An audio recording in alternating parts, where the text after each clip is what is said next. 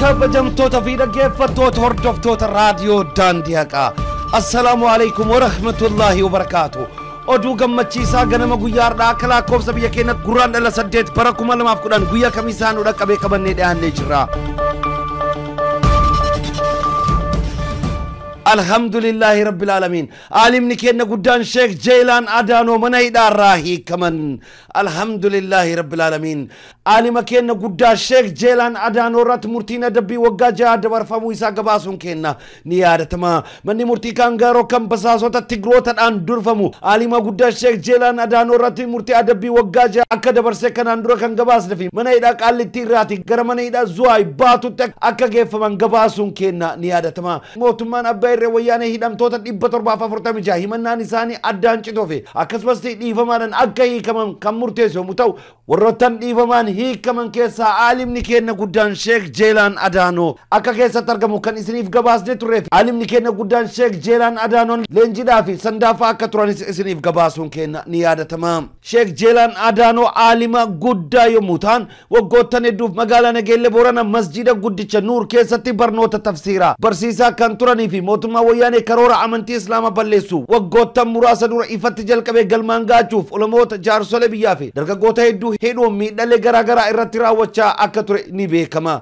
Haaluma kanaan ulamaa'ii guddaa Sheikh Jeelaan Adaanoo muslima ta'uu isaanii qofaa fi yeroo isaan adeemsa sirna hajjii xumurachuudhaaf akka lakkoofsa biyya keenyatti adoolessa 19 bara 2007 gara magaalaa Finfinnee yoo isaan imalanitti humnoonni tika wayyaanee faana dha'uudhaan magaalaa Finfinnee keessatti ukkaamsanii qabuun mana hidhaa Maakalaawii keessatti baatiiwwan 7 oliif hidhuun miidhaa guddaa akka isaan rangaa turan gabaasa turuun keenya ni yaadatama. Abbaan alangaa TPLF Sheikh Jeelaanii fi michuuwwan isaanii seera himannaa yakkaa keeyyata 31 lakkoofsa 1 fi dambii farra shororkeessummaa lakkoofsa 652 bara 2001 keeyyata 7 lakkoofsa 2 darbuun yakka hojjetanii jiru jechuun himannaa kan irratti banan yommuu ta'u himannaa isaa keessatti himatamtoonni kun gartuu shororkeessa Al-Shabaab kan biyya Somaaliyaa keessa socho'u waliin hariiroo kan uuman ta'uu isaanii ibsuun dura bu'ummaan hooggantoota garee Al-Shabaab waliin walitti dhufeenya uumuu isaanii fi garee kana irraayis karaa baankitii mallaqa akka fudhatan akkasumas biyya keessatti seelii Al-Shabaab dhaabuuf socho'anii jiru kan jedhuun eega himatee booda adeemsa murtii lafaa irraa harkifata ta'een murtee balleessummaa irratti muruun akka isaan ofirraa faccisan akka godhes gabaasuun keenya ni yaadatama.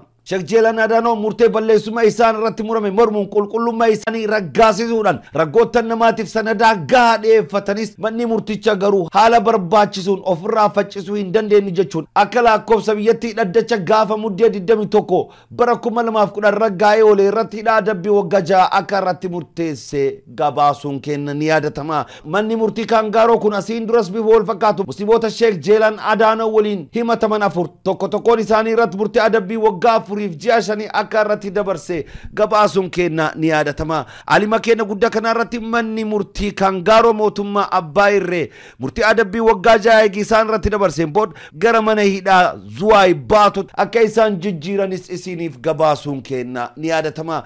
Alhamdulillahi rabbil alamin. Akka manni murtii Kaangaaroo mootummaa Abbaa Irree murteessu osoo hin ta'in alimni keenya guddaan yeroo ammaa kanatti hiikamanii magaalaa Finfinnee keessatti kan argaman yommuu ta'u uummanni keenya godina Booranaa Liibaniif dirree jiraniif akkasumas uummanni keenya godina Gujii alima guddaa kanaaf simannaa kan bareeda isaaniif taasisuuf qophii jabaa gubbaa akka jiranis nuuf himaniiru. Alimni keenya guddaan Sheikh Jeelaan Adaanoo akka jedhanitti manneen hidhaa keessa kan guutan ilmaan Oromoodha. Nuti ba'uu keenyan gammachuun keenya guutu miti. Hayyoota gurguddoo fi ulamoota gurguddoo osoo nuti mana hidhaa keessatti hafnee isaan bahan barbaannutu jira. Rabbiin isaanillee nuufii kee gammachuu keenya qixxee nuuf haa taasisu. Biyya keenya irratti nagaa warra jiraatu Rabbiin haa taasisu. Akkasumas uummata keenya biyya keessa biyya alatti maatii keenya bira dhaabbachuudhaan deeggarsa nuu taasisaa turan hunda ni galatoonfanna. Uummanni keenya kanaan dura tokko wal nyaataa ture amma immoo tokkummaa cimaa qabatee jira. Tokkummaa isaa kan jabeessee itti fufu qaba jedhanii alimni keenya dhaamsaa nuuf dabarsanii jiru. Alima keenyadhaan baga Rabbiin isin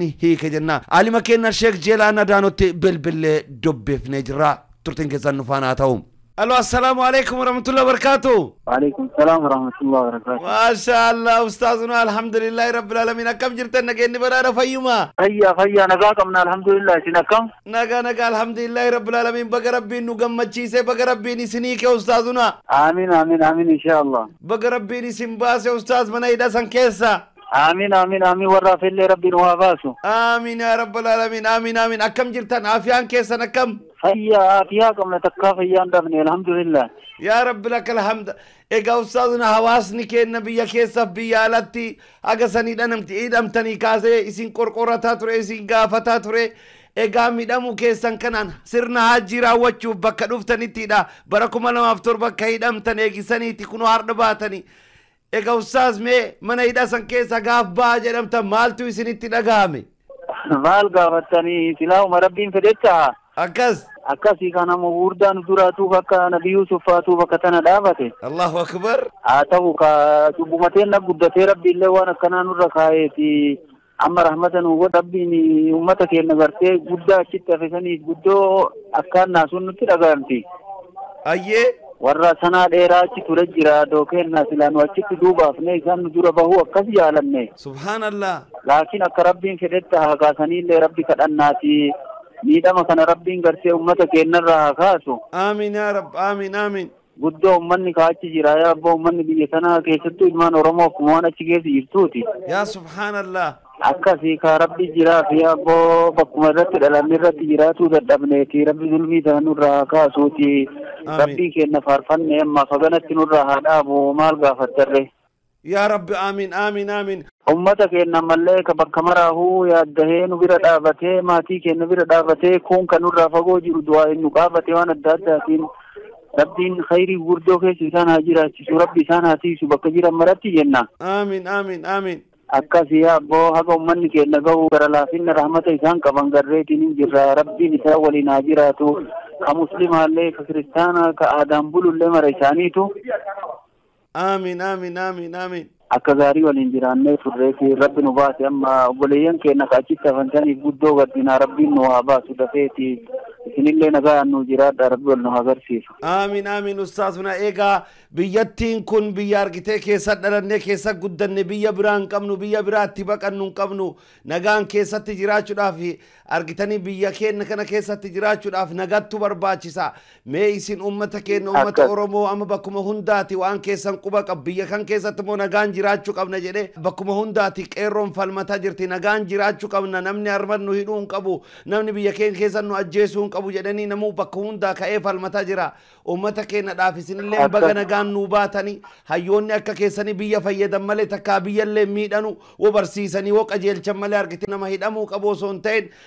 nama sila namni biyyi irraa fayyadamtu biyya duratti bultanii argite eegumsiisanii godhamuu qaba mee isin haala adeemsa biyyattii kana keessatti fuulduraafillee egereefillee namni akka hin hidhamne badii malee namni akka hin hidhamne mee dhaamsiisin mootummaafillee ummata keenyaafillee dabarsitan inshaallahu ka maal wanni dhaamnu jabaanneetumaan ka shar'i rabbi illee akkisiin kennitu garteetiniin ka nama roorrise ufumarraa rabbi itti kadhatanii haga humnaatiin duruma dhaabatanii akkan akkasii wanni guddoo nu kadhannu ummata keenya ka rabbiin haadhiya afaan isaanii tokko godhe ka innummaan duraan wal aloolee akka bineensaa wal kennu amma rabbiin ka wal beeksise rabbiin faaruun ka isaati alhamdulillah kaafellee ammallee kanurra ala jiru haga ammaatiin beekin illee rabbi faa beeksisuu rabbi kadhanna akkan ifirra zulmii gara malee nutti deemtu dura dhaabannee ifirraa ittisna yoo rabbi jedhe ummata khayrii rabbi nu haa taa'isu waan guddoo barannee waan guddoo garree waan duraan oduun dhageenyu ija keennaan garree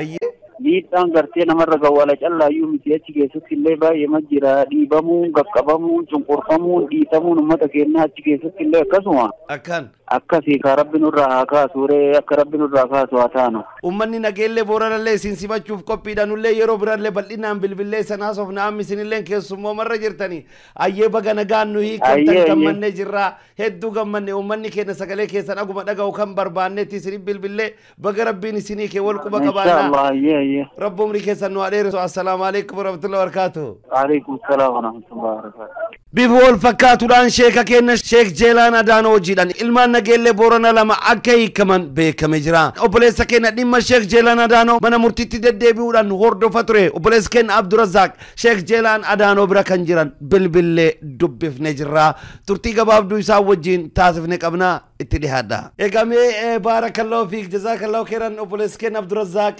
شيخا كينا شيخ جيلان ادانو جين امنا مرتي ددبي ودان نجيل بورنا راتي فين ددبي ودا يرو ديرا دبرسا ترته مي عالمني كينا قدان نوي كم يساني تين جزاك الله خيرا السلام عليكم ورحمة الله وبركاته جلكب وعليكم السلام ورحمة الله وبركاته نجاي قلت ربي كم سن بقى ربي سيقم تشيسي الحمد لله رب العالمين بقى مولو ما نقمني الحمد لله بقى مولو ما نقمني يا أبو ليسكيا الحمد لله باي باي قمني أليسا وقوسان بانجران نان كاليتش بياني ويا قوسو ربها ولي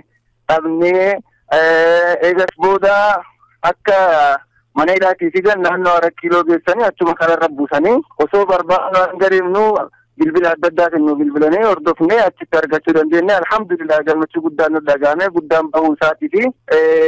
isaa fi warra akka isaanii ijoolleen ta'e nageenya booranarraa nama 3 nu bira guyyaarraa alhamdulillah baay'ee gammachuu qabna alhamdulillahi rabbil alamin Sheikh Jailan Adano Abdulsalami Adam Banata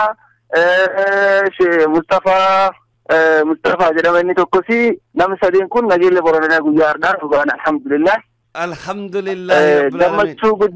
guddaa nutti dhaga'ama يا رب لك الحمد يا رب لك الحمد إيجا إدو إفاجة قد قبضني أمتك إن إيجا حواسك إن منو دجاجرو فيه كم شيء كثيرا أكسبسي أبولي وان كنا برله كمودان أستاذني كنا لين كمودان ما مالتو يسني تدعاما أمتك إن دافي إرجاني سنتبر ستم مالدا أمتنا جل بورنا مكانو دجاجرو فيه عالمني قدان دفاجرا كوبي جرتني سماچودف كوبي جرتني نولين جناني جرا مال دامتن alhamdulillah gammachuu guddaan nutti dhaga'ama uummanni nageellee booranaa nagayaan tasgabbiidhaan qeerroon akka qeerrootti abbootiin gadaa akka abbaa gadaatti manguddoon akka manguddootti alima kennaa fi sheeka kennaa kan ummata islaamaa miti oromoo bira ummata oromoo guutuu bira jaalatamaa ta'e akka nagaan nu simatan dhaamsa dabarsinaa fi alhamdulillah gammachuu guddaan nu dhaga'ama gammachuu isaanii karaa tasgabbiitiin akka nu sheeka nu simatan dhaamsa kana dabarfanna alhamdulillah gammachuu guddaan nu dhaga'ama alhamdulillah rabbii guddaa galanni haa ga'uuti eegati qeerroo teennaa ta qabsoo kana geettu gaggeessites galanni nu haa ga'u jenna qeerroon galanni guddaan qeerroo haa galu jenna alhamdulillah rabbil alamin eegaa wal quba qabaannaa sheekni yoomidha bu'aatiin isaanii inshallah har'eedana bultii sakamana galuu yaada qabnaa borjuma kasartitti inshallah inni galla jennee yaada qabna inshallah يا رب إن شاء الله والقبة كبارنا اللي نسني بالبلا وانجر والوردفنا إن شاء الله عبد الرزاق كنا بارك الله فيك السلام عليكم ورحمة الله وبركاته وعليكم السلام ورحمة الله وبركاته قالتهم إن شاء الله كابجم توتا في دقيقة فتوتا هردف توتا راديو دان ديكا أمني كنا قولنا قجيفي أمني كنا قولنا بورنا عالما كنا قدا كنا سمنا أكام بريدا إسان افتاسوف قبي بريدا قبا أكجران مقالا نجيل راتي أستاذ كدرون نتي منجرو الو السلام عليكم ورحمة الله وبركاته وعليكم السلام ورحمة الله وبركاته شيخنا كم جرت نجين بدار في وصاص كدرو الحمد لله بخيرانا جرتو الحمد لله بقى جمدن بقى ربي نجمد شيء أستاذ ولمان الله أكبر الله أكبر واللسان جرتو واللسان جرتو أكنا كرو شيخني عالمني قدام بورنا هي كمان الله أكبر نجفتو تراديو دان ديكا أمتك كنا ورمو أمة مسلمة عالمني كنا نوي كمجرى الحمد لله ما قال النجيل بورنا علماء كمتي الله أكبر علماء كنا سمعتوا نجيل بورنا كوبي تجرتي أستاذ كدرومي نجيل بورنا مالكيس سجرتي مي والله نجيل بورنا جنب شوية شيخا سمعت شيخا كوبي قدامي كوبي قدامي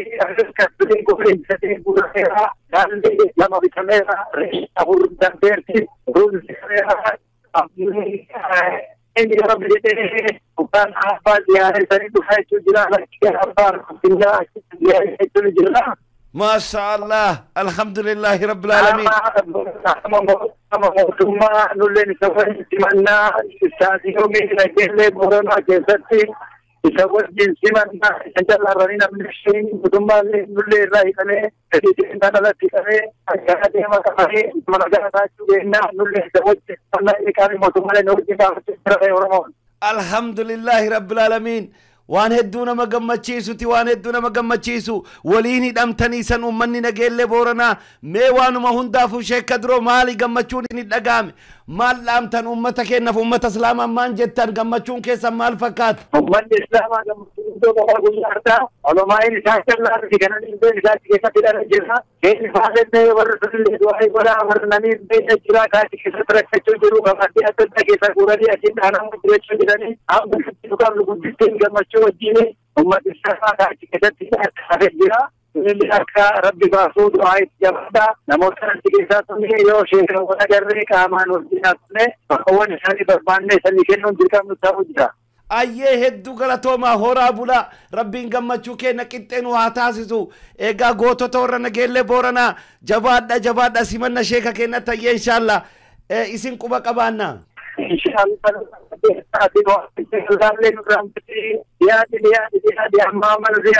يا شيخ أكين كابجم توتفيدا كيف فتوتر دفتوت راديو داندياكا ربين قمتشو كنا ولتين وهاد أبو ربين هدم توتا كنا فنس نفايكو